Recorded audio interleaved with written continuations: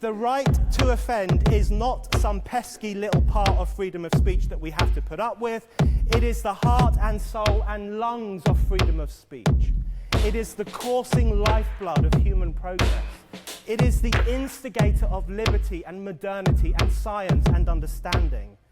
What a laughing stock today's student leaders are, that they can so casually dismiss the right to be offensive without realizing that their lovely, enlightened lives are the gift of individuals who gave offense. Offensiveness is not just something we have to begrudgingly accept. Offensiveness is the motor of human progress. Now broadcasting from the Right to Offend Media Studios in sunny South Florida, bringing you the latest in politics, current events, art, and pop culture. This is the Whitfield Report Live with Sam Whitfield. But giving offense is good. In fact, it's essential.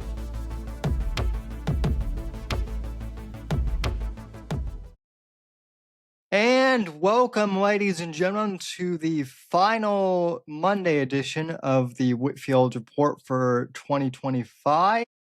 I am your host, Sam Whitfield, joined here by one of the show favorites for the year, a fan favorite of the show, and one of my favorite people just to talk to in general, Mr. Ryan Permison of, and I quote, that channel over on YouTube. And this will be linked to that channel as well. I understand I've done it a few times, but now I guess YouTube channels can collaborate with each other on videos. Brave new world since I've been reinstated to YouTube, but it's a blast being back, as I've said. So Ryan, welcome back to the show. How is your, well, first off, Merry belated Christmas, and how were your holidays, sir? We're good. Thanks for having me, Sam. It's good to see you. Good to be back on this program. It's good. It's good. It's always good to be. It's funny though, because I'm so used to being the host and producer. Now everything has been turned upside down, like the kids are suffering from on Stranger Things season 5. No spoilers. I've never seen the show. I don't know what happens in that show. I've heard certain things about it, but I've never seen it. Sorry to disappoint your audience, but no, my holiday season was great, man. I spent time with my family. We opened up gifts. Everybody was happy with all the gifts they got, and I was happy with what I got, and I got a whole bunch of books from the Zon coming soon to my back cave, so I can continue reading and getting better at reading, getting better at writing, and supporting fellow indie authors out there, through the Zon, among other things. But yeah, no, it's a good holiday season, man. And we just wrapped up our last episode of Anti-Quote for the year with Romanticy author Rebecca Parcha, who's a wonderful person, and she's got a lot of great things that she's put out recently with her books, and she's got a lot of plans for 2026. So my hats are off to her and her Romanticy books that she has out right now, and she's got even more planned for next year. So it was a fun episode, man. It was a lot of fun. So Romanticy, so that sounds like a new genre of sorts, a cross between fantasy and romance. So I'll definitely have to check that out. Yeah. Sure. If you want to check it out, Romanticy is a combination of both romance and fantasy, but that genre has been around for a number of years now. We're just, some of us are a little behind the times. Some of us are a little behind the updates or not getting the company memos. But yeah, I look forward to learning more about it. I'm actually going to give her books a try, Fangs of Fate, which I believe is the first book in her series. So look forward to reading that and see what happens. Because now, granted, I respect the genre of fantasy, but I've never really read anything romantic. There's been hints of romances in certain books I've read, but not straight up romance before. So this is going to be new for me, as it is for the audience member who may be watching or listening to this right now. So stay tuned. More to come. And as soon as I read the book, I will drop that review like it's hot on Goodreads. Well, speaking of things that are new, it's interesting that you bring up new entries to the genre, because you and I were both published in the Veritas Western Roundup, that volume 1, along with James Dawson and quite a few other people who have been on both our shows. And I had only read a few Western books, but as far as like writing them, I hadn't really, done much writing up until Night of the Vigilante came out, earlier this year. And then also, with my short story in the Veritas Entertainment thing. So I'm curious now, since we're both published, I mean, how has that been for you, being published now Y- officially? You know, it's kind of surreal because if you had told me 20 years ago that I'd be able to become a published author in 2025, I would have said you were crazy. Because I have autism and I'm very good at expressing my thoughts and what I'm feeling verbally, but I'm not always good at putting them down on paper or punch the keys, for God's sake, punching them on that keyboard, Sam, computer keyboard rather, not the keyboard, the instrument. Yeah. I'm sorry. But I haven't been always good at that. But now it seems because you and I and many others have joined this thing called this Discord server called the Men's Adventure Fiction Discord server. When I think of fiction, men's adventure fiction, something comes out of me, which is the meme that Grayson just posted in our chat earlier today, which is hilarious, by the way. Hilarious. Well done, Yeah. Grayson. Well done. The fact that you took a scene from Heat with Pacino and De Niro and, paraphrase it and twisted the words and put it in your own spin. You put it in a blender and you put out your own meme about it. That scene between Pacino and Hank Azaria, if I remember Yeah. correctly, is pure genius. So, yeah, no. Ever since I joined the Discord, my creative wheels have just been turning like crazy. And I'm writing down ideas for stories that I want to write or, subplots I may want to put in, what do you call them, future stories of mine, short stories more Yeah. specifically. So it's been very, very good to me. Men's adventure fiction, very, very good to me. So it's, yeah. Yeah, it feels great to be a published author. But when you get a taste of victory, Sam, you want to get that taste again. You know what I'm saying? So Yeah. I mean, look at you. Look, you've published like 10, 20 books, and I'm sitting here with one short story on my resume. But you know what? I look forward to writing more short stories. I look forward to getting more of them published next year, whether it's through a Veritas anthology or my own short story anthologies, and putting them out there in the world for people to read and experience and enjoy. Fasten your seatbelt, Sam, because 2026 is going to be one heck of a wild ride. I mean, 2025 was something. 2025 to me was a year of self-discovery for me. You know what I'm saying? Yeah. I discovered that, hey, I'm good at critiquing films. I'm good at quoting movies better than anybody in our Discord. Hashtag those are the facts, Grayson, because you tweaked the quote from Heat a little bit, and I had to correct you. All right, I had to correct you because I know my quotes, son. Don't mess with me, Grayson. Don't mess with me. I still love you, brother. I still love you. I'm always gonna love you. But yeah, no, it's great to have that taste of victory, but I want to get it again. So I look forward to seeing what 2026 brings me. And now I know what I'm capable of, Sam. I know I'm capable of writing a beginning, a middle, and an end. And I also know that I'm capable of writing an actual story and putting it out in the world and for people to experience. I actually got a message. I don't know if I told you this story or not. Here's one for you. You like stories, right, Sam? So, Of course. I mean, everybody loves a good yarn. So, I got a Facebook message from a reader, a complete stranger. I don't know who this guy was, but he sends me a DM on Facebook and he says, "Hey, I just want to let you know, I read your short story, that Wolf of the West that you put out in Western Tales Volume 1. It's really good. I really like what you did there. And not only that, you drop your audience in the middle of a story that's already, kind of developing or already going on, drop them in the middle of a situation. And the way you did it was just, I'm paraphrasing here, but it was so well done. It was so well done. And this is from a complete, like, I don't know who this person is, Yeah. but for this person to tell me that in a Facebook message, okay, Facebook Messenger, picture that. For me to hear that and see that with my own two itty bitty little beady eyes, I thought, wow, I really did do something here. This is cool, right? This is exciting.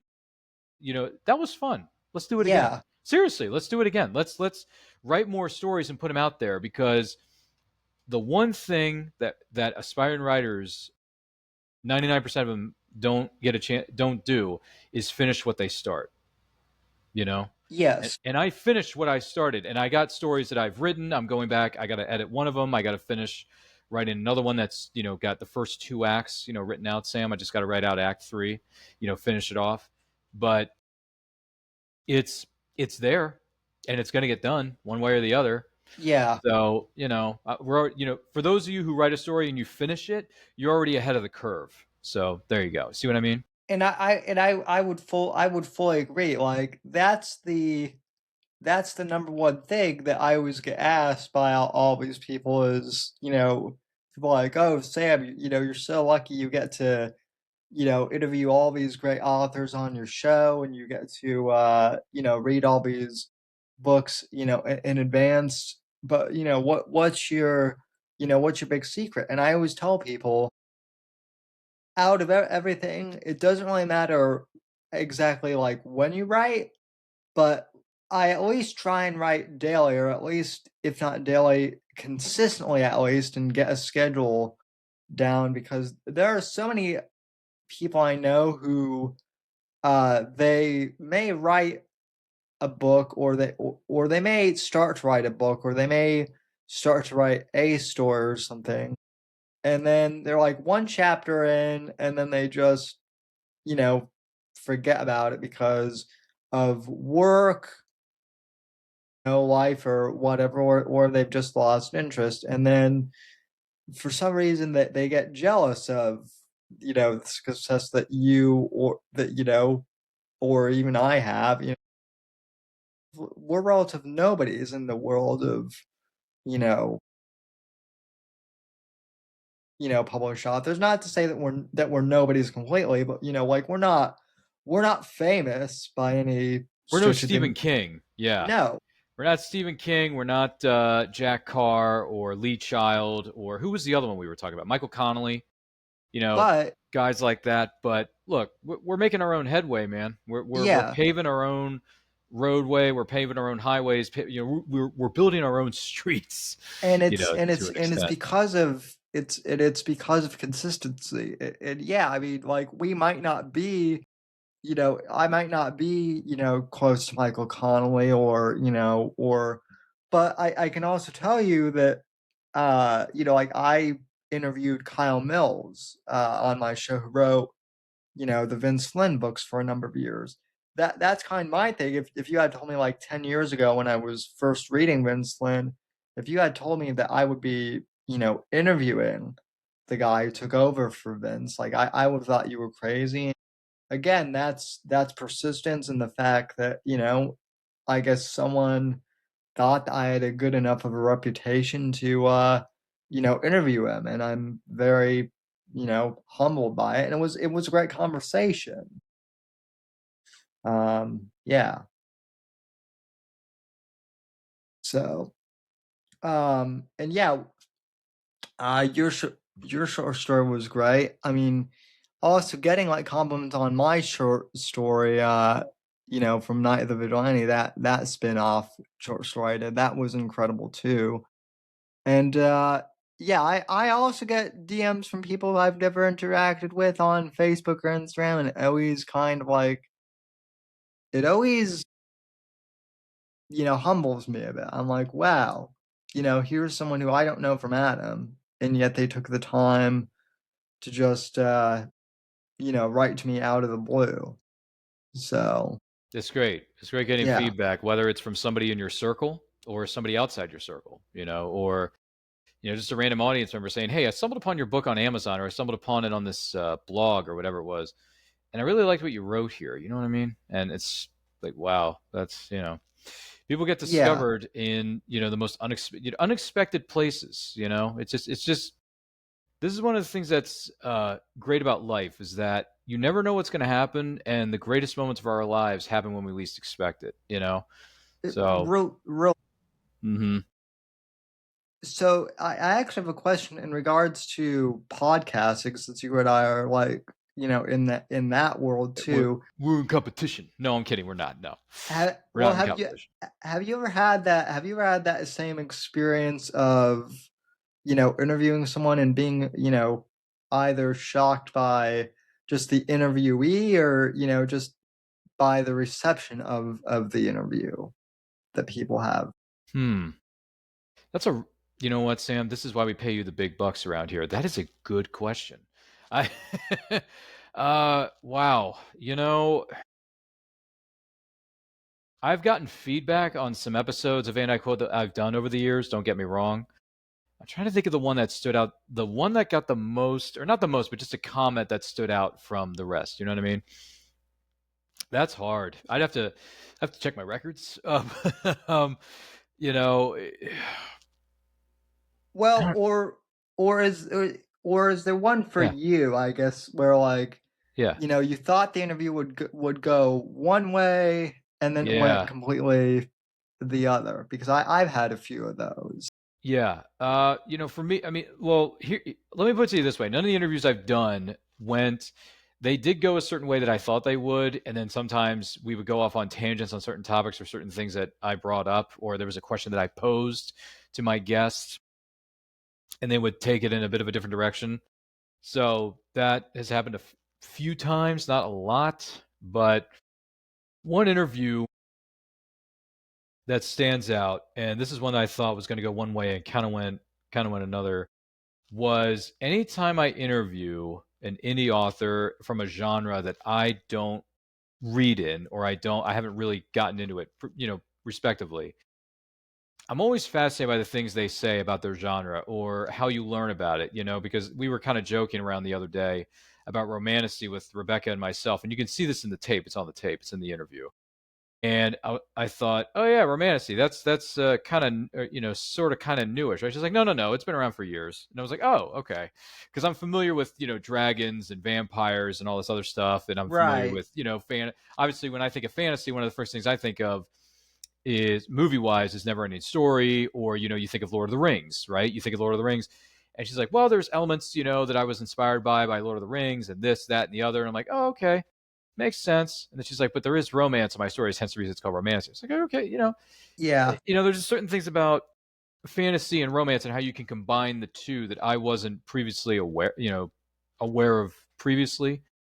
So it was fun to learn. Basically, what I'm trying to say is that no interview I've had in my 5 years of doing this has really gone like completely in the left field side of the game where I expected to go in right field. I know that's a baseball term, and I don't even play baseball, but still, the interview is very, very good to me. The guest is very, Yeah. very good to me. I cannot tell you, and I can't wait to interview everybody in 2026 because I got a schedule packed out until probably July or August already. So this there's going to be so many different people, so many different great guests that we're all looking forward to having coming to the table. I mean, whether it's romantasy, whether it's sword and sorcery, whether it's pirate type stories or whatever, just all kinds of stuff. That's the beauty of one of the best things about being a podcaster is that having a guest on every single week, you get to meet somebody new every week and you get to learn from them every week. Yeah. So, like, I learned a couple of things from Rebecca Parcha. We're giving you a shout out, Rebecca, because I like it. You're awesome. And I thought, wow, okay, I didn't know this about this kind of story or this type of genre or this subgenre, whatever it is. And in the words of our good friend Spock, fascinating. So it's great. Podcasting's been great. 5 years I've been doing Anti Quote. We're up to 268 episodes of the show, Wow. which is insane. So in 2 more weeks, Sam, we're going to hit 270. That's a big deal. Not many podcasts can hit those kind of numbers. No. So that's going to be fun. And then once we reach 5,000 subscribers on the channel overall, then we're really going to throw a party. And yes, Sam, you're more than welcome to come by. You're more than welcome to come by the live stream and say hello to everybody. And you will have a chance to plug all your 50,000 books that you've written. Because my gosh, man, how many books did you come out with this year? Like 4, 5, 6, 7, 8, 9, 10, whatever. Like I look at your Amazon page and I'm thinking to myself, oh my gosh, how many books can this guy churn out? Because you're kind of putting Terrence and Nate to shame over here.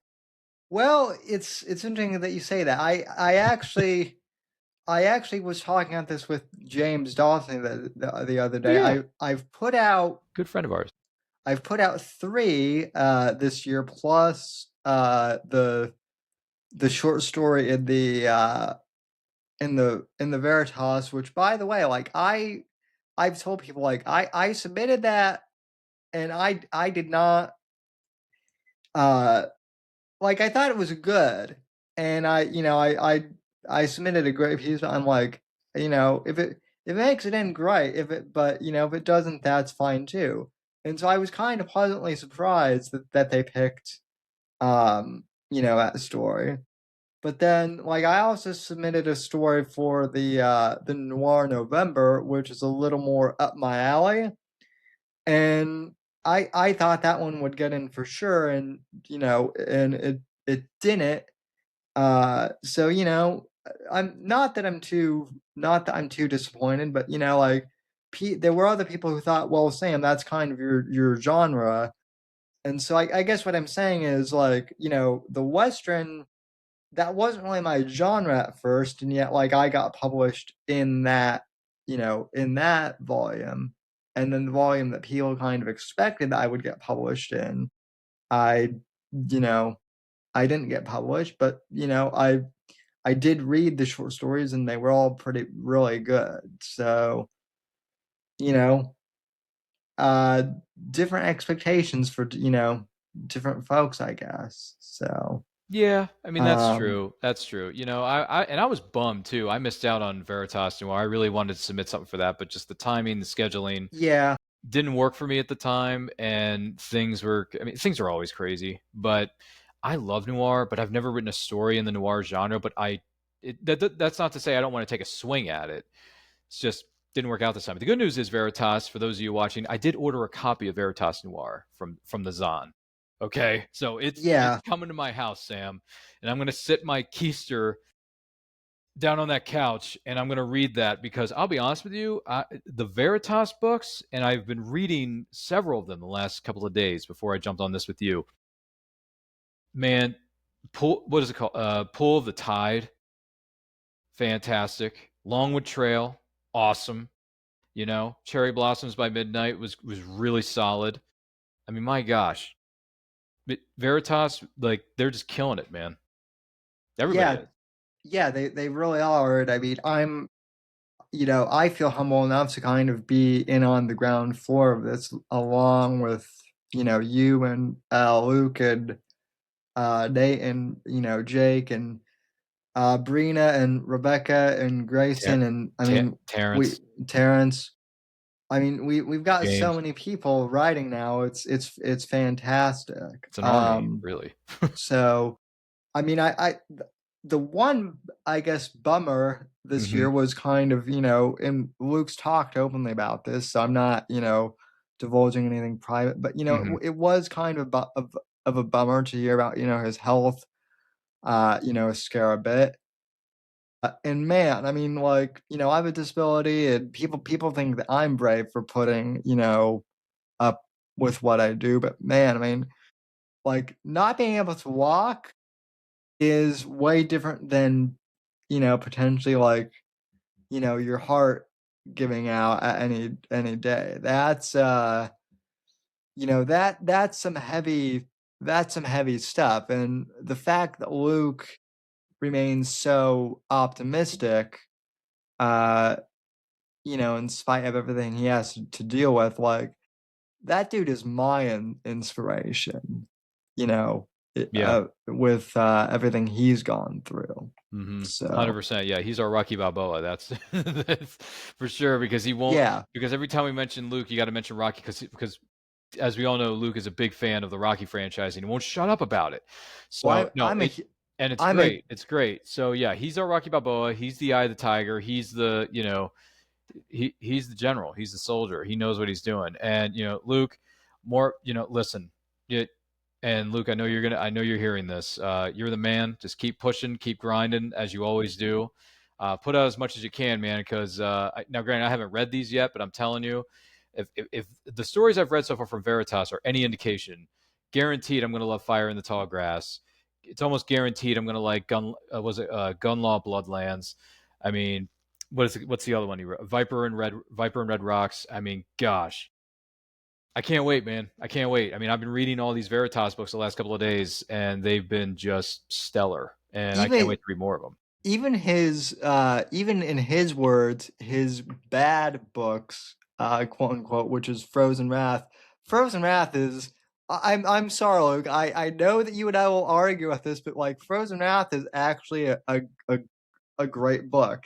I know he doesn't like it because it's like dark and somewhat nihilistic. I don't think it necessarily is. I definitely think that, when I read that book, I see a young man who was, going through a lot of stuff emotionally and had to put that, down on the page. I I don't think had he not written that book, I don't think we would have gotten the other books that we have now. Still a really good book too. So, um and yeah, I mean that's the other thing too is like there are podcast episodes, never with a guest I've had, but just like solo shows on my own where I'm like, man, that episode sucked. But then I'm like, well, even the bad episodes, they have their merits for podcasting. You know, So I wouldn't consider these bad episodes, but anytime I have an episode of Anti Quote, and this is kind of a self-conscious, you're about yourself kind of thing. When I don't get any comments during the live feed, because every show I do particularly is a live show, Sam. So when I don't get yeah, any comments, no one's liking the video, no one's giving us heart emojis, whatever, because I can see that on the right, screen. I can see it on my side of the fence. When I don't see that, I'm thinking to myself, okay, and by the way, I'm not judging anybody who does this. It's like, is the football game really that important that you can't tune in for like 10 minutes to watch a Saturday afternoon show? Or is the Comic Con you're at so crazy busy that you can't take 5 seconds to look at the feed? Like, you know what I mean? yeah, Like, because some days, and I'll be honest with you, certain Saturdays, people are tuning in, watching it, commenting. Like, we had a great show. And by the way, thank you to everybody who yeah, is tuned in to every one of our episodes, especially if we can't see or if you don't post anything in the comments or we don't because I can see the numbers of who's watching us live every time I'm doing a live show. I can see the numbers. Thank you to everybody who's done this. But Rebecca's show that we did this past weekend, there were like 5, 7 people watching at one point. And there was this one individual, James, who was just commenting all these questions for our guest, Rebecca at this time, by the way, Sam. And it was fantastic. I'm like, okay, this is what this is what my guests and I can feed off of. This is good. This is momentum. yeah, But 9 times out of 10, Sam, I'm not getting that on Saturdays at 12 o'clock Eastern. I'm not getting that at all. It's only like once in a blue moon, or when you catch the audience at just the right time, at just the right moment, that they will tune in and watch your show or comment down below. And the other thing is, I post about these shows 24 hours in advance of them going live on the air. yeah, Because if you post something a week before, they're going to forget about it in 2 seconds. But right, if you post it the day before or the day of, like a couple hours before you go live and hit the red button, Sam, people are going to get the memo. They'll be like, oh, this guy over here has a show. Oh, this lady over here has a podcast. I want to see what she's talking about today. So I have my strategies, but 9 times out of 10, it doesn't seem to pay off. It only seems like every other time does it pay off and people are actually tuning in and commenting and all this other stuff, which is great because I feed off of that. The guests feed off yeah, of that. They love that. But when we don't get it, kind of makes me wonder, does anyone really care? But then when you check the numbers 24 to 40, more specifically, when you check the YouTube numbers, for me anyway, this isn't for anybody, this is just for me.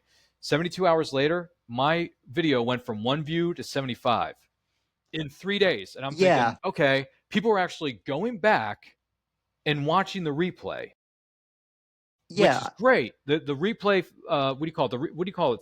The replay factor is very, very good to me. It's very, very important. But that's it's better when you're actually watching it live and asking us questions live, because then we can actually answer them. I don't mind going into the comment section and answering a question after the fact, nor do my guests. They don't mind doing it either because they're used to it.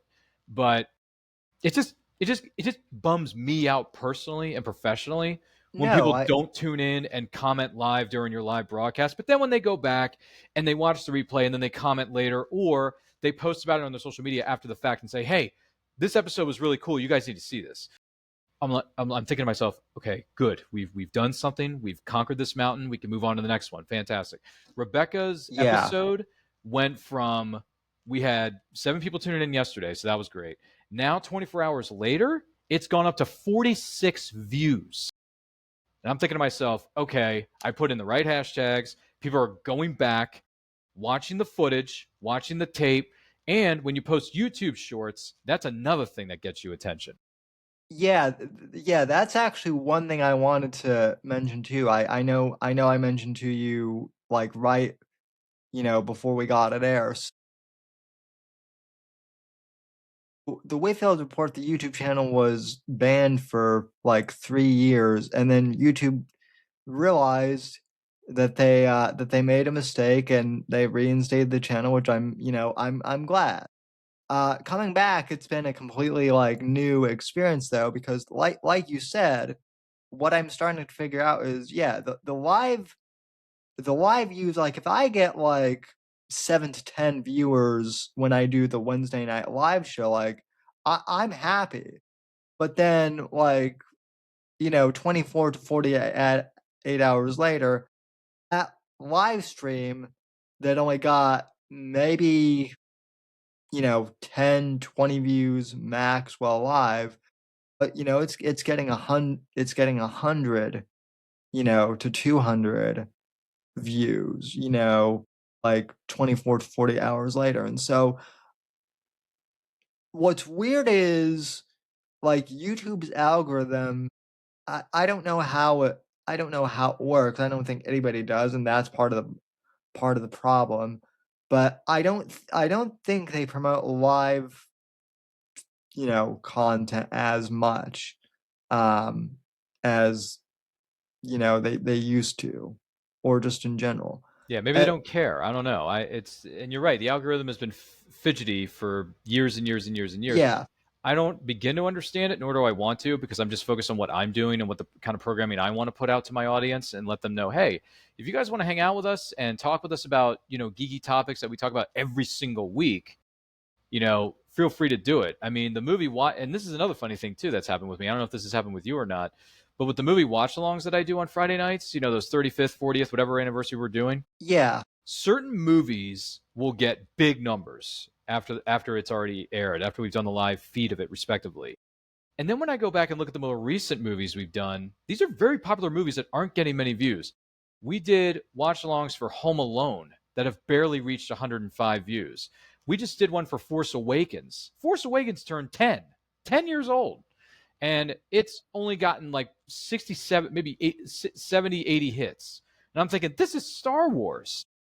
This is Star. Now, granted, I know people have their issues with the sequel trilogy. Don't get me wrong, but Force Awakens is one of the better films we've gotten in 10 years yeah, from Star Wars. That, and it was a 1-2 punch in the beginning. And I've said this on my other show, and I'll say it again.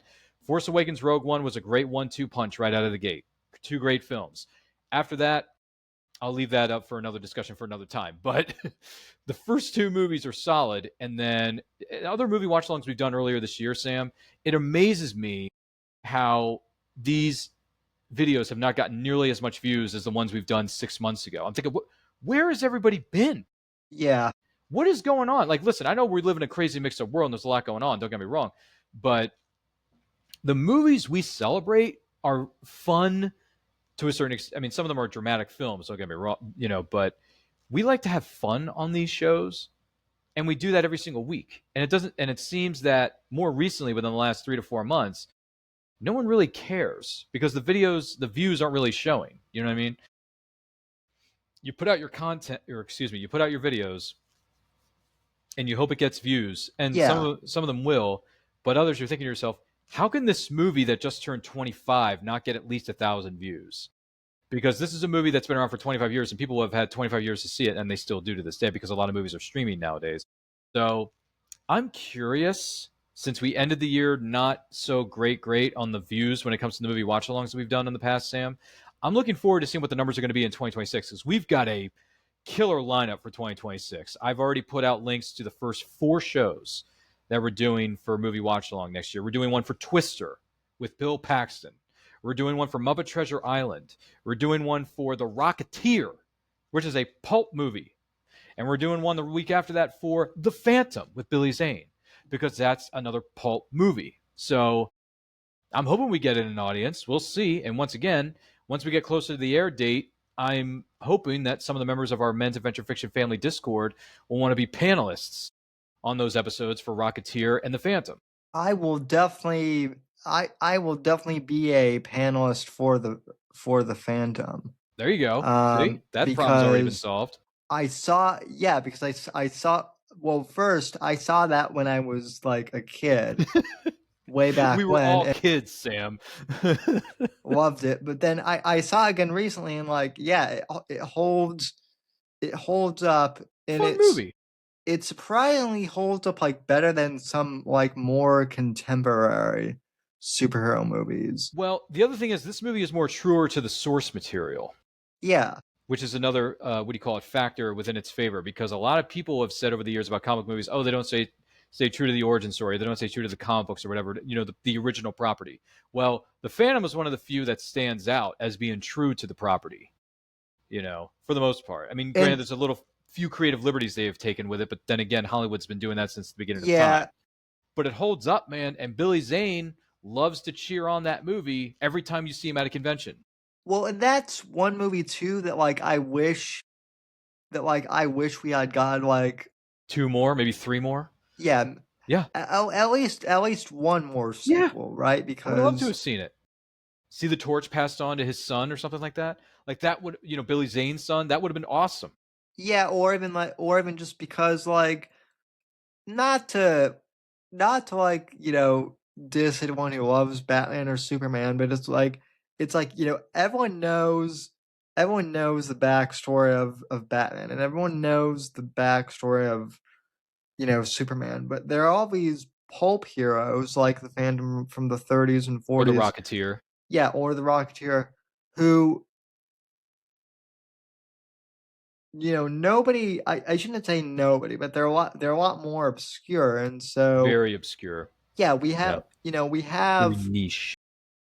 we had one movie of the Phantom, but it's like, well, I want to know more about that character, and so like, yeah, I could go on Wikipedia or whatever, but like, yeah, some of those more obscure heroes I think would be great for for to be made movies on, especially we talk like superhero fatigue now, Yeah. which I definitely agree is a thing. I don't think it's necessarily that we have superhero fatigue. I think it's the fact that we're seeing the same superheroes over and over and over again, and I think we got some like lesser known heroes. I think that could maybe regenerate some interest in the genre. So I think all three of them should come. Actually, I mean, there's many of them, but all four of them to a certain degree can come back. Dick Tracy, Rocketeer, Phantom, The Shadow, bring them all back. Bring them all back. the thing Reboot with them, pass the torch on to a new group of heroes, or have Billy Zane pass the torch on to his son, have the Rocketeer actually figure out what his role is going to be in the new world, or what the Shadow is ripe for reboot. I mean, that you can take that character in so many different directions. I mean, whether it's post World War II, uh, pre World War II, like whatever it is, there's so much you can do with these characters. I mean, look to the source material, look to the comic books, look to the novelizations of these characters, and you'll see that there are storylines that can be adapted, or what do you call it, Sam? Cherry picked from, and use that. I mean, yeah, somebody posted in our Discord a couple weeks ago a poster of all the pulp heroes coming together as one giant like Justice League, super squad. And I thought that is cool. I mean, it would be very hard to do, but it would be awesome if we saw Dick Tracy crossing over with Shadow, the Phantom teaming up with the Rocketeer, right? You have what's another pulp? The Green Hornet can team up with somebody. There's there's a lot you can do with certain properties, if you know what I mean. even someone like taking like speaking outside the hero genre though, like someone was saying that, oh, we need you know HBO needs to do like a season of True Detective that doesn't suck, and I'm like, well, there are plenty of like pulp detectives from the 1940s Sam Spade. that, yes, like Sam Spade. you could do a gritty you could do a gritty pulpy like new spin on like Sam Spade, like from the 40s or from the 50s, Dragnet, Yeah. that sort of Just the facts, man. Just thing. just Yeah, the I mean, facts. Yeah. HBO could do something like that if they wanted to. Well, who knows what's going to happen with HBO/Max now that Warner Brothers has been bought out by Netflix. So, Yeah, which is another thing too. That's another thing that everyone's freaking out about. And I thought to myself, you know what? We don't know what's going to happen yet, so let's not push any panic buttons just yet, because this deal between, what is it, Warner Brothers and Netflix, Sam, has so many moving pieces. yeah, And the next couple of films, or what do you call it, TV series, properties, movies, whatever, that's going to take a while to get off the ground anyway. So let's just hold hold your horses. Don't put the cart before the horse. And if you want to watch these Warner Brothers properties, continue to do so through your streaming services, or just buy them all on physical media like some of us here at the table have. Because all my favorite Warner Brothers movies are sitting in a box on DVD or Blu-ray. I got no problem with that. And you know why? Because Lord knows that if Skynet takes over and the internet's ruined, how are you going to watch your movies? Well, that's what DVDs and Blu-rays are for. So yeah. all my favorites are sitting there. And the other thing is, the more I watch these movies, whether it's the Warner Brothers or other studios, because I'm not saying Warner Brothers is the be-all end-all, because there are a lot of studios out there, let's be honest. Without these movies, I would not be as inspired to write the stories that I'm writing now as I am right now. Same. So I have Eastwood to thank for this. I have 310 to Yuma to thank for this. I have True Grit to thank for this.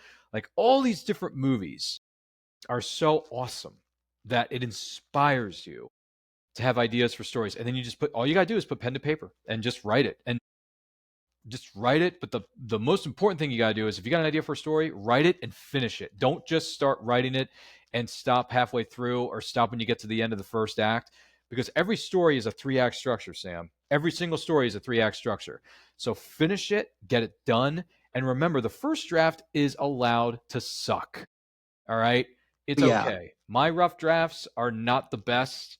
I mean, I think they're okay, but they are definitely not the best. But that's okay. That's the point, is to draft this. That's why they call it a rough draft to begin with. It's rough. It's edgy. It's got dirt. It's got filth. It's got grime on it. But what you do is you send it over to your editor. You drop it in our, in our case, the content for review thread on, the Discord, and people will give you constructive feedback. And that matters. That matters. Everything they say to you matters. And don't take it personally either, because they're only there to help you. I mean, I got edits from, I haven't finished editing this yet, like I said, but I got edits from Brina, and I'm looking at what she wrote as terms of what I need to edit throughout this story. And I'm thinking to myself, that's good. This makes sense. This is coming to me now. You see what I'm saying? So she, by the way, Brina's fantastic. Brina's fantastic. She's a great editor, great, fantastic writer. There's no doubt. Amazing artist too. Oh my gosh. The fact that she can write these stories and do the interior and exterior artwork and the covers for all of that, that is a talent beyond measure. That is, what do they say? You are way ahead of the curve. Way ahead of the curve. So, and Brina, I know you and I have discussed this before, and you already know this. I'm very much looking forward to reading Morona Grant, The Lost Tomb of Golgotha, and then Morona Grant, The Island of Devils. And yes, Brina, I ordered a copy of your latest book from the Zon. Okay, it's coming to the house. I'm going to sit here. I'm going to read it. I'm going to read both. I'm going to read them in publication order, though. I'm not going to read it in timeline order. All right. So I'm going to read it in publication order, Sam. And she is very interested in what I have to say about both books. So it's coming. It's coming, one way or the other. I bought both her books on my Kindle. You did. That's smart. And I'm partway through the first one, and it's fantastic. Is it? So awesome. Love to hear that. I know, talented people out there. Period. Yeah, and she's another one who I'd love to have on the podcast. Yeah, get her on here. Yeah. She knows that she's welcome. I mean, I think that's the other thing that you and I both, do well is, like, I've had people who have never been on podcasts before come on podcasts, and then they end up loving it. Jake Widmer, most notably. Boy, look at the books that guy's put out. Whew. He doesn't quit either. He doesn't quit. That guy just hammers them out one after the other. And Jake, I got a few of your books. Was it one? Is it one or two? I'm trying to think. I got Cartel Crossfire. I'm still in the middle of reading. So that one is awesome. I did. It's good so far. I'm like 4 or 6 chapters in. It's fantastic. Yeah. There's no doubt. Yeah. I mean, the crazy thing with the stuff that Widmer and I write too is a lot of that is like based on like current events and whatnot too. You incorporate it into your story, yeah. And so I'm always like, I'm like, man, can the world just like, chill out a bit? Like, I'd like to at least make one story that is a little bit far fetched, as opposed to all, unfortunately, all the chaos in the world that isn't, that is unfortunately all too real. So, but, well, speaking of movies, what are your top movies of the year that either you've that you've seen? They don't even have to be like new movies that you. This is embarrassing. I'm trying to think. Did I even go to the theaters this year? I don't even think I have. No, that's not true. I think I did go to the theater. I only went once, I don't think I so did. I don't think I did. I'll be honest with you. I don't think I've seen one movie that was released this year. Now I know I get. Well, no. That's not true. That's not true. I did go to the theaters this year once, and it was to see Superman. So I saw the new Superman movie in theaters, and that was my only theatrical experience in 2025. I'm so sorry to disappoint your audience. I know, but I can't even give you a top 10 of the year because I haven't even seen 10 films this year. I've only seen one. neither Because I was neither can very I. yeah, because I was very curious to see where James Gunn is going to take this now that he's calling the shots at DC Universe Entertainment, which is what I'm calling it. So, James, I liked Superman. I didn't love the movie, but I liked it enough to the point where I thought, okay, James, I'm in. Let's see where this So goes. Let's see where this goes. Because I like David Cornsweet as Clark. I like him as Superman. I like Rachel as Lois. I like some of the other cast members being thrown in for good measure. And I like the fact that they're already incorporating the Justice League into this gosh darn thing. So I'm curious to see where it goes, man, which we're going to find out because next year, as you know, Supergirl's coming out. So I have to ask you, since you're kind of the Superman I'm expert a in diehard the Superman group, fan. what Spoilers. so I guess spoilers for anyone who hasn't, somehow seen Superman. But what were your like what were your positives, and then what were kind of your, I don't want to say negatives, but could have done Right. How much time you got? No, I'm just kidding. So I'll sum this up as best I can lots. because the last thing I want to do is throw off anybody. All right, so spoilers for this movie. So my thoughts are this: I thought the movie was good, but the weakest parts for me, Sam, were Jimmy Olsen and his crazy, obsessive, compulsive girlfriend who worked for Lex Luthor. That was Yeah, insanity times a billion. And the fact that she was like the missing link in this whole gosh darn thing, like if it weren't for her, Superman wouldn't know that Lex Luthor was behind the manipulation of the two governments, or the two countries trying to kill each other, or the two parts of the border trying to kill each other, or some of the stuff that was going on in the interdimensional gateway, whatever it was, because Lex Luthor is tapped into interdimensional gateways. I'm thinking to myself, really, everything hinged on her taking her ridiculous amount of selfies on her cell phone. That's one of your linchpins for this. That's horrible. The girl is out of her mind. The actress is terrible. Jimmy being a whiz with the ladies. I mean, maybe there was a comic storyline I missed, but I don't care if Jimmy Olsen is a whiz with if he's a ladies man. I do not care. But yeah, yeah. yeah. The positives for me are this: David and Rachel's chemistry is good. David and Rachel together as a couple and working together on screen is really solid. And Crypto was one of my biggest concerns going into the movie, but he wasn't terrible. I don't think Crypto was terrible. And the fact that he was able to lay the smackdown on Lex Luthor's candy ass towards the end of the movie, I don't know if we're allowed to curse on the show, sorry. But Of course we are. okay. So when he rips Luthor a new one at the end of the movie, I thought, okay, Crypto, well done. This is good. And one of the things I didn't like, and I'm hoping that they correct this in the what do you call it, the sequel? Clark not really Clark believing that his parents from Krypton sent him to Earth to dominate and kill people. That's not what his Kryptonian parents wanted him to do. No. Right. Lex Luthor took that video and manipulated it to make Yeah. Kal-El think that his parents sent him to Earth to kill everybody. But that's not true at all. So Lex Luthor manipulated the video. Everyone thinks it's genuine. No, it's not. It was manipulated. It was manipulated. It was what do you call it? Played around with, whatever.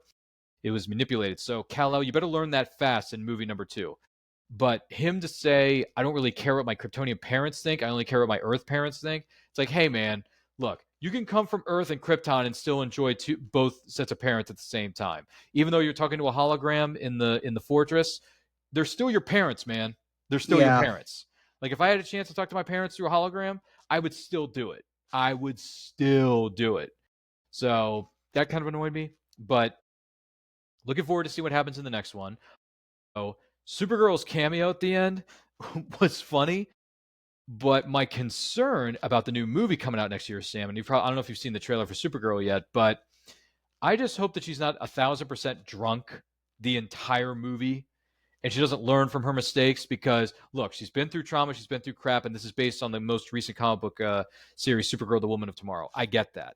But don't make her drunk for 2.5 hours and not learn a gosh darn thing. And for her to not become the Supergirl, the Kara Zor-El that we all know and love from Smallville, the TV series, and the comic, whatever else.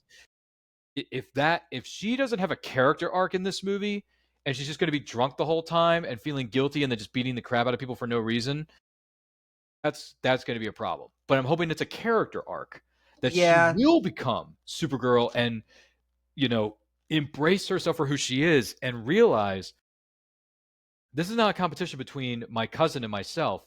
This is about me becoming the hero that I was destined to be. I just became a hero in my own way.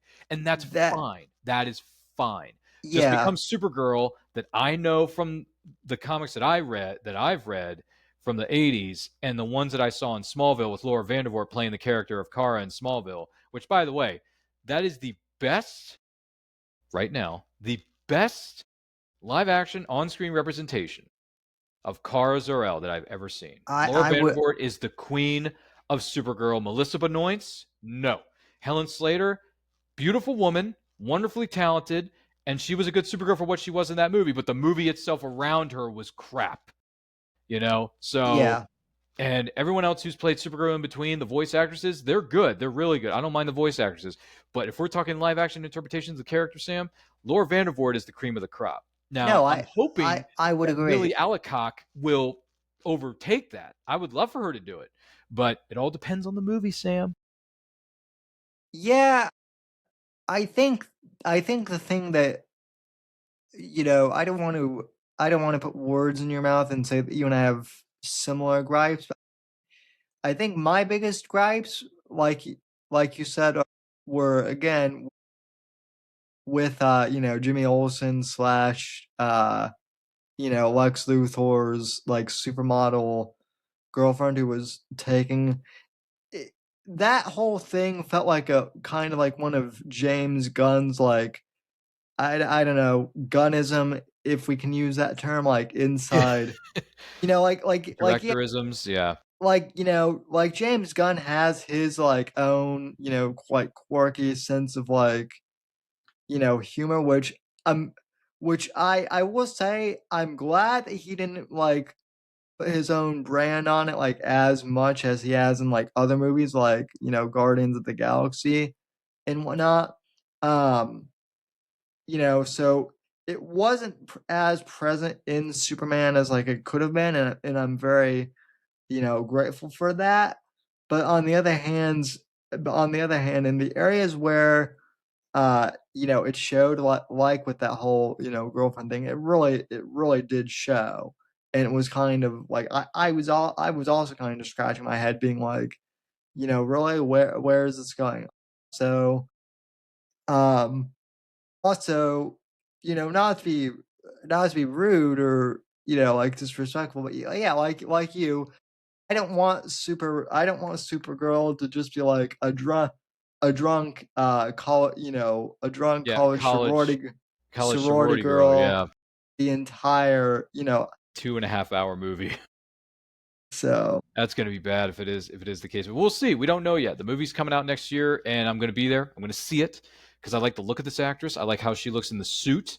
She looks fantastic in the Supergirl suit. Fantastic. And when she's laying the smackdown on those guys towards the end of the trailer, I'm thinking to myself, okay, this is it's on now. This is what I want to see. Let's see it. But I gotta be honest with you though, that trailer was weak, man. That trailer Yeah, was. I didn't get any hype for that. I didn't get any excitement out of that trailer like I did with the Superman trailer. But then again, this Supergirl is a lot different than the ones we've had in the last 45 years. And I get that you have to be different from the pack, but that teaser trailer was just Like yeah, but it's fine, but it didn't really, in the words of Randy Jackson, didn't really do it for me. yeah, you can be different from the pack, but like I said, I don't think I don't think Drunk Party Girl. There's being different from the pack, and then there's being disrespectful to the character. And Drunk Party Girl is not who I've ever seen the Yeah. Supergirl character as. Yeah, So, and the song for the trailer I thought was a bit odd. It's like, come on, you can't include it. Doesn't Supergirl have her own anthem by now? Use the Supergirl anthem or use the Superman anthem and just twist the lyrics or twist the instrumentals a little bit. Like, well, again, you know, again, that goes back to, I think, James Gunn being quirky and bringing, like his own. music. Yeah. Oh yeah, I mean, I'm glad you and I kind of have the same, critique of, James Gunn even. We'll see how it goes, man. I mean, there's a lot of unknowns here. If Supergirl comes out, it's a good success, and James going to be able to keep his job. But if the film bombs, then he may not have a job after tomorrow. Like he may I not have after that movie comes out. If that movie bombs, it does not do well at all. People are going to start wondering, "Ooh, was James the right person for this, or are we kind of like second guessing ourselves?" And the other thing is, what's going to happen between Warner Brothers and Netflix by that point? So, Yeah, I mean, James Gunn may be out of a job. Him and his crew may be out of a job because if Netflix, with Netflix taking over, they may want to reshape stuff. Who knows? We don't know. There's a million unknowns about this, but I'm just hoping that DC continues what it's doing, make movies, let the storytellers tell their story, and take some of the characters from the comics that haven't been adapted yet and give them a shot. Honestly, yeah, let's see the Huntress, let's see Black Canary, let's see the Question. Let's yes. see. What was the other one? Like Impulse or the Cowboy or the Silver Knight or whatever. Just these obscure, not so well known characters that we know from Justice League Unlimited, the television series, and incorporate them into the movies because that would be so cool. It'd be Specifically awesome. with the question, since I'm a big fan, I want to see the Vic Sage, like I want Mm, to see Vic Sage, the objectivist reporter from the Dennis O'Neill run in the '80s, really? Okay. which is like, that I'm not saying it has to be like set in the '80s, but like Be but like the cool if it was. but like the question, well, I mean, yeah, it would be like the question is like is like an investigative journalist, Yep. and I love it. I love it. who they could do something like really similar to, like, the first season of Daredevil with that Oh, with I would that love that. character. I would love that. I mean, the put in the heck. I'd like to see Doctor Fate get another shot because I Yeah, know he was in Black Adam, but that was a separate iteration of Doctor Fate. I'd like to see another iteration of Doctor Fate thrown into DC because Doctor Fate is a fascinating character. yeah. And so, yeah, I mean, I think there's a lot they could do. I think the one thing that really is kind of, I'm glad that DC is kind of trying to separate from, is they don't seem to be like directly trying to compete with Marvel anymore, to just like be the exact polar opposite of the MCU. And I think that's the other thing too, is I don't think we need a superhero movie every single year No, from Marvel. I was telling my co-host, like, if they wanted to wait like 2 to 3 years between Spider-Man movies like they did with the Tobey Maguire ones, I would be perfectly fine with that. build up the So anticipation. Yeah, I don't mind it either. I mean, if a Superman movie comes out and then a year later we get a Green Lantern movie, fine with me. I'm down because it's different characters, different movies, different storytellers. Let's see it. I want to see it. So yeah, we'll see what happens. I know Lanterns is getting their own television series between Kyle Chandler and that other actor. I forget his name. I apologize, but looking forward to seeing what they do with that because a grizzled, battered, Hal Jordan and then a John Stewart working together in the same show. That is awesome. Like that is going to be That's going to be something to see, I think, within itself. I mean, Kyle Chandler playing a grizzled Hal Jordan, Coach Taylor from Friday Night Lights. That's awesome. That actor Yeah. was great. Yeah, and by the way, that's a great show too. Friday Night Lights. Dude, that is such an underrated show. So underrated. Not enough people watched it when it was on, and Well, it's being rediscovered through streaming, which is great. But everybody who's listening to this program right now, you need to stream all 5 seasons of Friday Night Lights. It is one of the best, well-written, well-acted shows that we've had in 25 years. well, Guaranteed. that's where Taylor Kitsch got his start. John Carter. Yeah, Carter. I mean, He was John Carter. well, I mean, everyone likes to bring up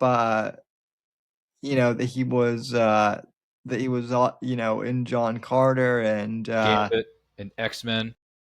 yeah, I mean, and he's a terrific actor, as well. Like He was good as Gambit. I'd love to see him in more stuff. I mean, he's already great in the Terminalist, series. Oh That, yeah, he's in the Terminal List. Yeah, I gotta sit my keister down and watch that because I have the Terminal List book written by Jack Carr right here. Oh, awesome! Yeah, read the book first before you. Read the book first. All right, yeah, I got you. I got you. It's sitting right here, like it's literally on my bottom shelf. It's right there. Yeah, it's the first Terminalist book is one of the best. I got a copy ever. I'll have to read it then because it's sitting right there on my shelf. Yeah, I got it in paperback. Still, well, I've got it. I still got it on Audible. So You still got it on. It's all good. It's all good. So, a lot of people experience their books that way through Audible, and that's fine. One of my good friends says, "Oh yeah, I don't read. I just listen." It's like, oh, okay, whatever works. I do a hybrid of the two. Yeah, it's fine. Helps me to concentrate. It helps me to concentrate and like track the words, visualize. Yeah, the story a little bit. I don't know. I prefer to turn a page in a book, but that's just me. Well, yeah, I do the same. Well, there you go. So that works. Anyway, though, as far as like our work goes, like, what are you looking most forward to, in the new year? Well, other than the fact that we're getting a Supergirl movie for the first time in 45 years, which is a big deal, by the way. That is a huge deal that we're getting a new Supergirl movie because, like I said, the one in the 80s, Sam, it's rough. It's very rough. And the fact that Ellis from Die Hard is in that movie and he plays the love interest to Supergirl with a clean-shaven face when I'm so used to seeing him with that thick beard and that Wall Street suit from Die Hard. Bubby, I'm your white knight. Yeah, you come in here, you think you're going to run the place, you run into this little problem. Hans, Bubby, I'm your white knight. I mean, that is just one of the greatest. It's just one of the coolest lines you're ever going to hear in a movie, period. But anyway, enough about, I must have missed 60 minutes. What are you saying? Yeah, it's great. It's, hey, John Boy. I mean, it's, oh my gosh. So good. I know people love Alan Rickman as Snape. Hans Gruber, But yeah, he will always be Hans Gruber great. First and foremost to me. So I also read recently that they actually dropped him out of the window. Wow. Like that was actually Alan Rickman, and they didn't tell him. Oh jeez. So that look where he is shocked, all terrified. That's genuine. Wow, I did not know that. And they had like a giant inflatable, they had a giant inflatable, but I guess the entire time the director was like, "Please land on that thing, please." Because, oh my gosh! If he missed it by a quarter inch, he would have been dead. If they missed it, that would have been that movie would have taken it tanked. Yeah. Yeah. Wow. So, I did not know that. That's insane. Wow. Well done, Alan Rickman. Yeah. No, that's it's a classic movie for all times. But what am I looking forward to in 2026? So I'm looking forward to seeing the Supergirl movie because I'm curious to see how Millie Alcock is going to take over the role. That's one thing. But one of the things I'm really looking forward to in 2026, Sam, to keep things on the rails here, I'm just looking forward to continue to write writing more stories, writing more short stories, putting them out in the world, and putting out short story anthologies. I actually wrote my goals, my writing goals, on a dry erase board, on a whiteboard for 2026, and I took a picture on my phone of these goals that I wrote down on this board, right? So I have this on my phone to look at all times.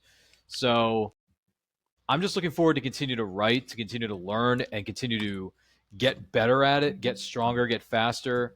All the things that, anything you do in life is like a muscle in your body. You just got to exercise it every day, right? Repetition is key. Yeah. So I'm looking forward to reading more books because I looked at my Goodreads account, Sam, and you're probably gonna hate me for this.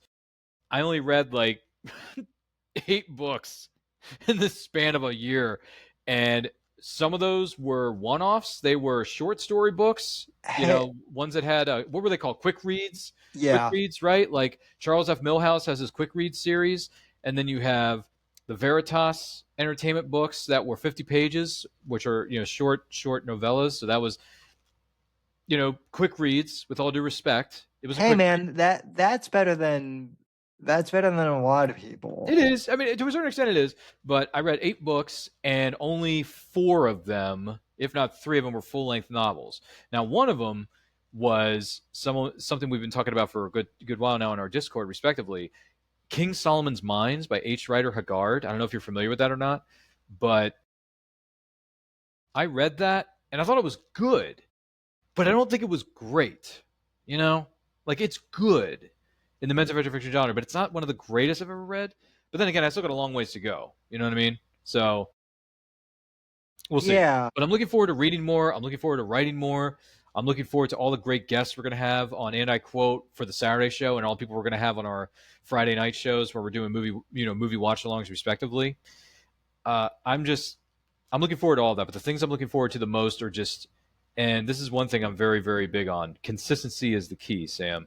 So I'm looking forward to getting up at a specific time every day and writing for an hour to an hour and a half. And then I go to work, right? I do my job. I come home from work, have my dinner. And then when I'm done dinner and I wash up and brush my itty bitty little teeth, Sam, you know what I'm going to be doing? I'm going to be reading for the last 2 to 3 hours a night before I go to sleep at night. And then I'm going to get up the next morning and do it all over again. So that's what I'm looking forward to, because that's a new habit I want to do, is get up at 4 o'clock in the morning before anybody else and get to writing for an hour and a half in between taking my shower, putting my clothes on for the workday, and eating my breakfast, which, as we all know, Sam, breakfast is the most important meal of the day. So getting all that done, going to work, make that money, come home, read books for 3 hours after you've had dinner, boom, go to bed and wake up the next morning and do it all over again. Those are the things I'm looking forward to the most. And also I'm looking forward to going to conventions and networking with as many people as humanly possible. One of those events, Sam, being Pulp Fest in Pennsylvania. To see Luke, to see Nate, to see Casey, to see Terrence, to see you, everybody from the Veritas family at Pulp Fest, brother. I'm gonna have to look into that. So yeah, because it's in the last week of July, early August. So book your flights, book your tickets, get it done now, man, because Pulp Fest is coming, and I think it's high time for the Veritas family to take over that convention floor and own the place and tell people, hey, we may be the young bucks of this crew, but we are putting out great stories, great books, great short stories, great what do you call it, Substack material, and we're not going to stop until we conquer that mountain. So Substack, I mean, Substack is an interesting platform. Mm-hmm. What are your thoughts on it? You think it's worthy of pursuing, or are you still investigating? I definitely think I definitely think it's worth pursuing if you don't have an audience elsewhere. And I say that because I've been on Twitter for since 2011. So a long time. Yeah, and for writing long form content, I love Substack. I love the way it's laid out, and whatnot.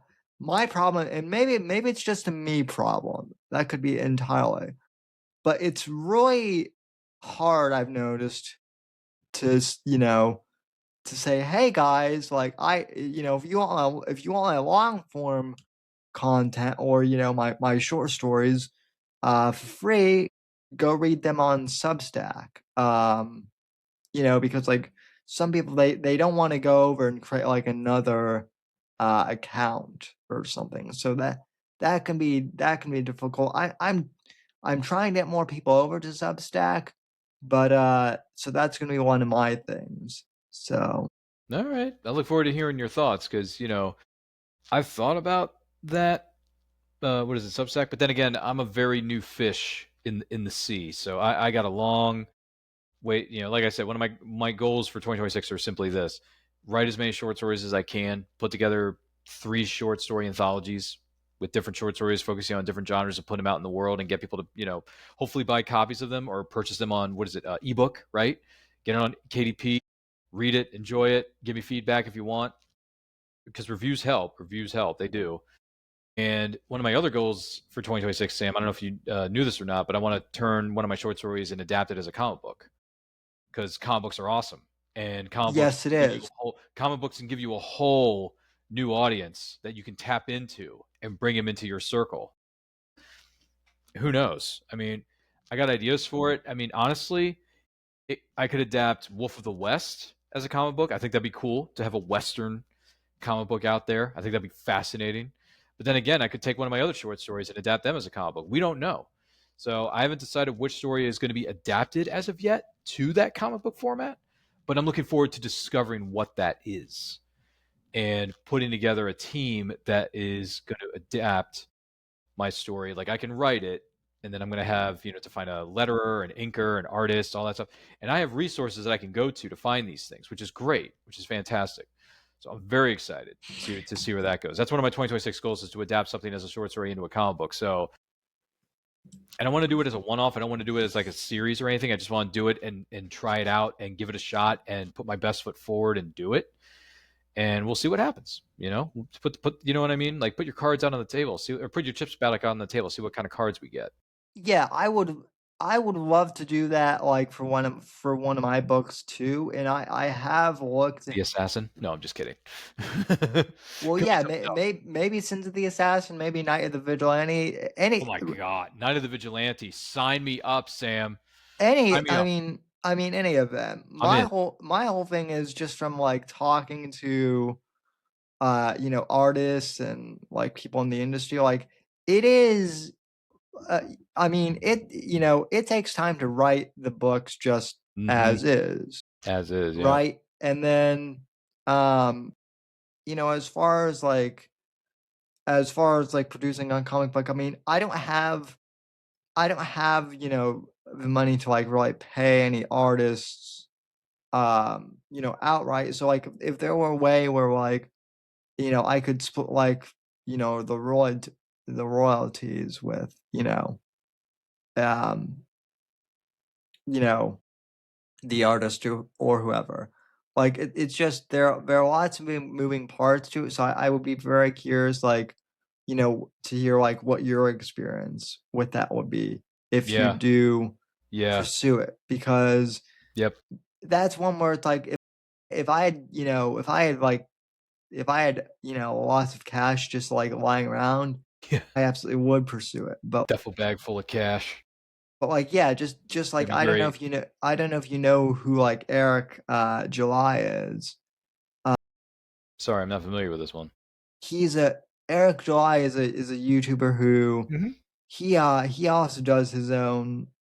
He actually like has his own indie comic imprint, Ooh, that's cool. and he said it's cool, but like the amount of money that they've had to like raise just off of like Kickstarters and whatnot. I mean, like it's a lot. It's work. So It's work. It's a lot of work. And once again, once I get the wheels turning about what story I want to adapt, and then I got to look for all these pieces to the puzzle. It's going to be it's going to be a process. Like anything in life, it's going to be a process. So we'll see what happens. I mean, obviously, I'm going to talk to my friends in these circles who know more than I do, and I'm going to say, hey, where's the best place to start? What What do I do if I don't have the funds to pay the letterer, the inker, the artist, or I can only pay like 1 or 2 of the 5 people who are going to work on this? Like, how do we do this in a way that's going to be great for the fans, but also accessible for me and my funds? Right. Because there's only so much money that I can throw around without going bankrupt. And the other thing is, I looked at, and it's funny too. You know how when you spend money, you're not really thinking about the end game. You're just like, oh, I have enough money to pay for all this, so I'm going to be fine next month. And then when you look at your funds, you realize, oh, I'm spending this amount of money per month. Oh my gosh, I didn't know I was spending this much. Until you actually sit down and do the math and realize, oh, I owe this amount of money per month for rent, this amount of money per month for renter's insurance, this amount of money per, for the storage lockers that we have, or whatever, just whatever it is. You realize, oh wow, I'm making enough money to keep the lights on, but I don't know if I make enough money to pay someone else to be my artist or be a letterer or an inker. I don't know if I'm ready for that because I don't make enough money yet. But like I said, it's going to be a learning curve. It's going to be a process, and I have resources that I can go to and talk to people and say, hey, what is the best way for me to work this out without bankrupting myself and without hurting anybody's reputation? Because the last thing I want to do is tell somebody, hey, I want you to be my artist, and then I can't pay them, right? So who knows, right? It's honestly, at this point, it's a crapshoot. Life. What we learned 30 years ago, Sam. Life is like a box of chocolates. You never know what you're gonna get. Honestly. True words have never been spoken, sir. We have America's dad, Tom Hanks, to thank for that one. Indeed we do. So, well, you've certainly got an ambitious set of goals for 2020, 26. Let's hope I can do it. Let's hope I don't mess it up.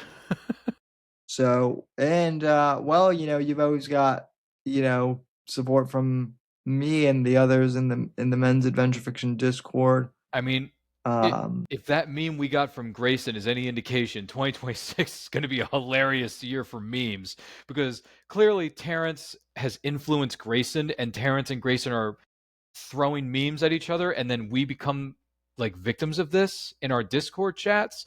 And I'm thinking to myself, okay, these memes are good. What else can we mess up? What else can we create with our own warped brains?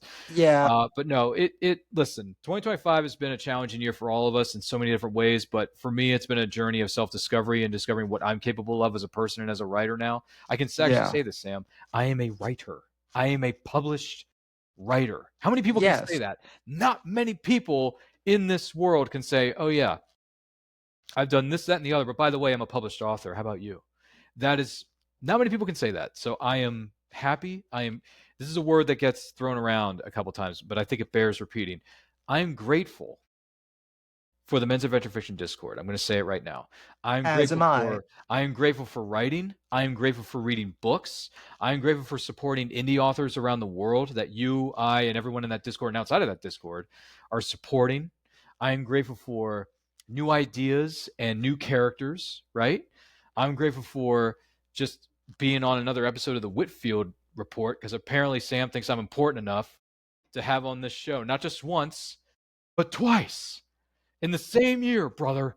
I think you're good enough to be on 3 times. 3 times. You know what they say? 3rd time's a charm. The question is, Sam, when am I going to come back here for appearance number 3? That is the big question that the person who's watching or listening to this episode is going to be thinking about and talking about with their friends at the water cooler the next morning, and thinking, boy, these 2 guys are really good. They've done this twice now, but when are they going to do the 3rd time? When is this going to happen? When is it possible for Sam and Ryan to be in the same studio at the same time and crossing the streams, even though Egon has told us time and time again, don't cross the streams? Why? It could be bad. I'm a little fuzzy on the whole good bad thing. What do you mean? It may also be epic. If you're available on Wednesday nights, we'll have to do some planning, but we can certainly have you on the live show. Sure. Why not? Wednesdays. I mean, it's the middle of the work week. Granted, I have to get up the next morning to go to work, which, hey, does anyone look forward to that? Not really, but I can swing it. Yeah, and I mean, I might be revamping the schedule with that as far as like times. It'll still be on Wednesday night, but I might do a little bit earlier now that we're on. Now I'm back on YouTube. That's and some of us do have to get up early the next morning to go to work, so the earlier the better. well, that's the interesting thing though. So when I was streaming on Rumble exclusively, still like we still multi-stream to Rumble. Love those people over there. Did you? Wow. But like 10 p.m. was like the peak viewer time, right? To like start. My gosh. To like start streams over there on YouTube, it's like 9 p.m. or something, right? Mm. And then Twitter because we also multi-stream to Twitter. Like people just pop on streams there over there, right? So crazy makes the world we live in. So it's like, yeah, it's like which platforms do you want to get the most viewership on? Depends on like when for live stream. So it's like it's a whole thing, man. But yeah, we'll figure out a good time to have you on. Sounds like fun. I apologize. We were supposed to have you on for the White Christmas for Autism thing, which my co-host Max, that's his gig, and we were going to have it, but then technical difficulties. But then there was a big power outage in New England where he's from, and that's rough. He was buried under snow and without. Yeah, that's not good. So yeah, I look forward to that whenever that comes up. I'm down for that too. Yeah, well, we're not gonna have. We might have to do something else since we didn't do the White Christmas, but we might. That we could do a New Year's Rockin' Eve. Oh wait, no, I'm sorry, that's another show. But well, ours would probably be better than now that Dick. Yeah, now that Ryan, the one who gives Ryan's a bad name, that Seacrest is taking over. I don't know why they didn't just call me, honestly. And the other thing is, when they were announcing who's going to take over for Pat Sajak a little while ago, Sam, I thought to myself, why would you get that Ryan and not this Ryan? Honestly. Because if anyone is anybody who's watched any of our shows in the last 5 years, Sam, it's this. I can not only host a show, but I can be a game show host at the same time. Yes. I don't mind doing it. And if Pat Sajak came to me one day and said, "Hey, I'm leaving the show. I want to pass the torch on to you for Wheel of Fortune the next 30 years. You up for it?" Absolutely, I would be. Absolutely, I would. I would do it in a heartbeat. You know why, Sam? Because you get to meet new people every day. You get to make people's dreams come true with spinning of the wheel and them landing on the bonus wheel, or them solving the puzzle in the bonus. What is it called? The bonus round, right? And you get to hang out with Vanna White every day. So it's like, I have no problem with that. And the other thing is, they haven't done this yet, and I'm hoping that they do this, Sam. Are you aware that Deal or No Deal has transformed itself into Deal or No Deal Island the last couple of years with Joe Manganiello as the host? Go back to the original. Go back to the original Deal or No Deal and have me as your new host, because Howie is already busy doing America's Got Talent. You know what I mean? Oh, and he's got his podcast. I don't know if you listen to Howie Mandel's podcast, but let him do all that. Dude, all right, you and I are going to talk off camera about a certain interview that occurred a couple months ago. I don't want to get into it here, but I'll talk to you offset. But I got to be honest with you. If they're going to reboot Deal or No Deal as the original and put it in a studio with 26 wonderful ladies holding 26 wonderful kids, the whole enchilada, I'd be honored to host that because I love the format. I think everyone who's on that show takes a huge risk by opening up those cases because every case you open could potentially be the $1 million case. And then you have to settle for whatever comes after that. You know what I'm saying? So it's a game of risk. It's a gamble. And it's fun. It's fun. So bring it back, guys. Get rid of the whole Deal or No Deal Island format and bring it back to the studio format. But then again, Sam, I'm not in the studio. And I'm not one of the executives who gets to make all these decisions. So who knows what they're going to do in the next 5 years. I have no idea. They could just continue doing Deal or No Deal Island on the cheap, with Joe Manganiello calling the shots and Claudia Jordan, who's one of the former briefcase models, being one of the contestants or, co-hosts of the show, whatever it is. That's fine, but it's not the same. It's not the same. It never will be. Nah. Sorry. Didn't mean to go off on a tangent about game shows, but, No, it's perfect. So is it a perfect way to end this show on? I don't know.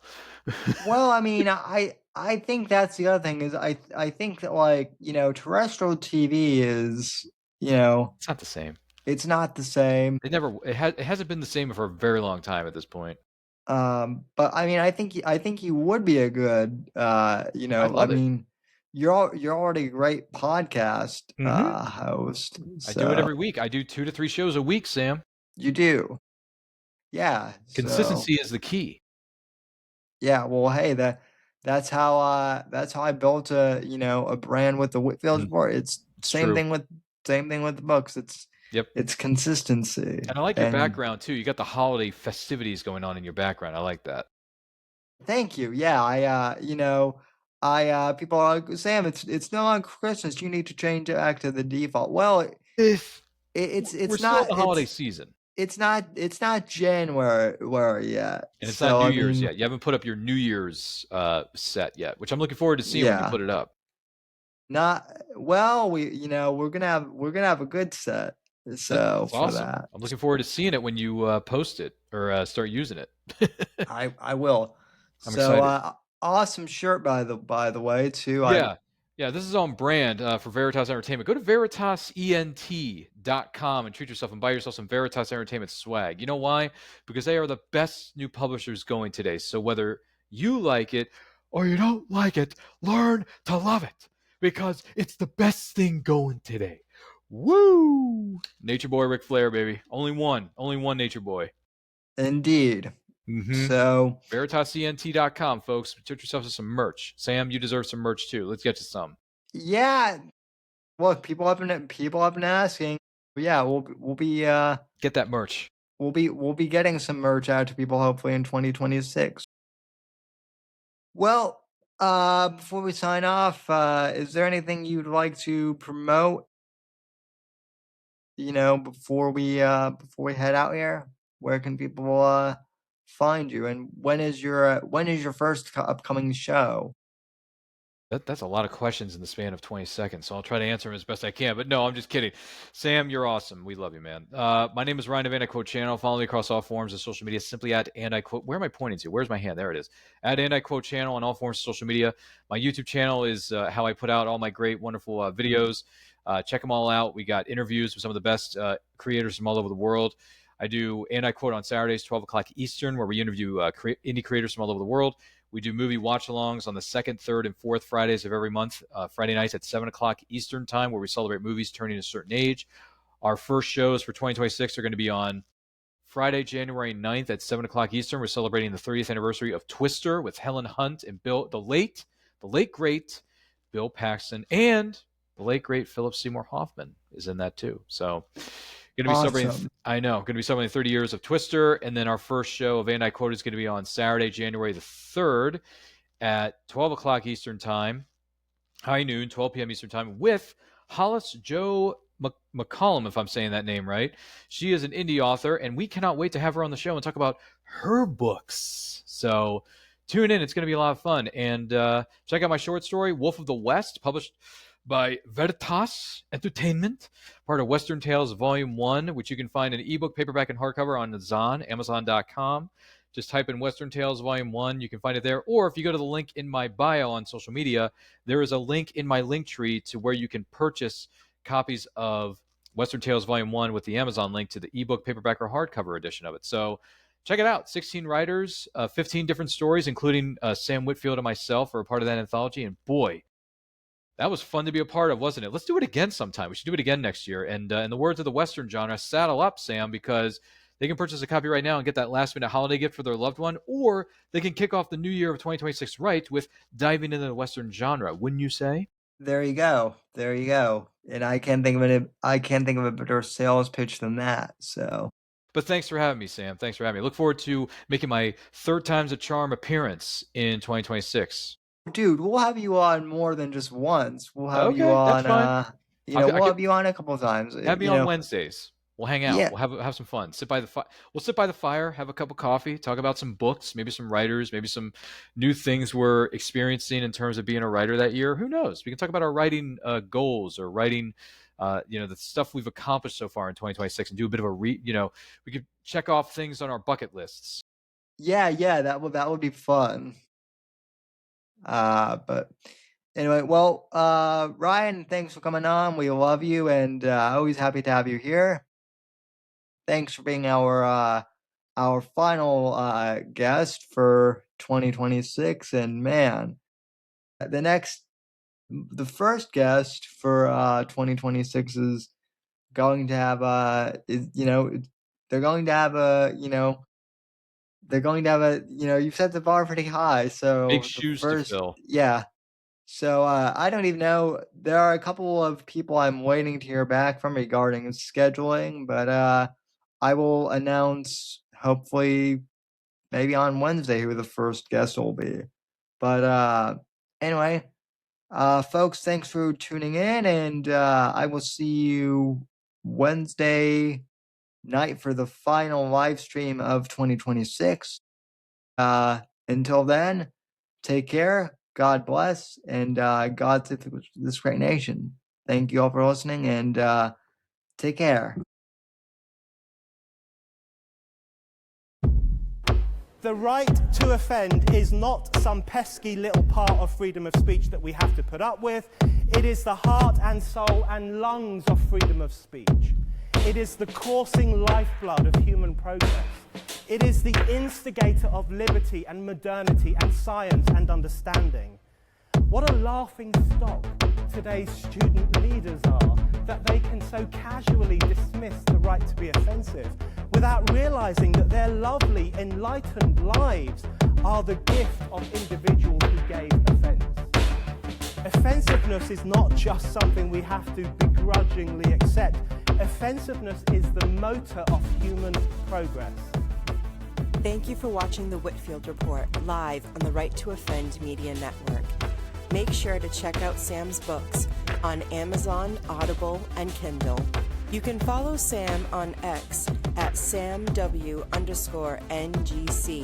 and the Right to Offend Media Network at RTO Media. Like, comment, subscribe, and share with your friends. And until next time, God bless, God save this great nation. God, freedom, legacy, in that order.